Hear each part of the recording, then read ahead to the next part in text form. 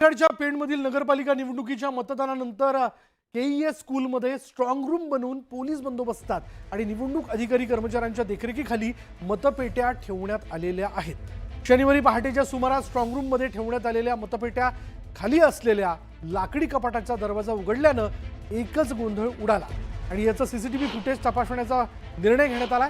उंदरामुळे लाकडी कपाटाचा दरवाजा उघडला असल्याचं सांगण्यात आलं होतं। तपासाअंती खरोखरच तसाच प्रकार आढळलेला आहे। सीसीटीव्ही फुटेजमध्ये उंदराने दरवाजा उघडल्याचं दिसून आल्यानं निवडणूक अधिकारी तानाजी शेजाळ यांनी माहिती देताना सांगितलं।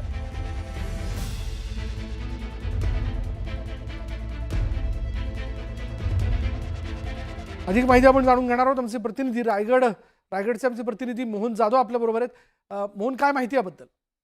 सर, नगर परिषदेच्या निवडणुकीनंतर ईव्हीएम मशीन जे आहेत त्यांच्या की हे या स्कूलमध्ये ठेवण्यात आलेले आहेत आणि अचानक उंदीर या ठिकाणी शिरल्याने खळबळ उडाली आहे। नंतर या ईव्हीएम जे लॉक केलं होतं ते सील केलं होतं, ती रूम खोलण्यात आली आणि उंदीर शोधण्याचं काम त्या ठिकाणी दिसण्यात आलं। त्यानंतर जे सीसीटीव्ही फुटेज जे आहे त्या ठिकाणी तहसीलदार या ठिकाणी येऊन पाहणी करून हे ईव्हीएम मशीन मध्ये काय गडबड झाली काय ही पाहणी केली आहे।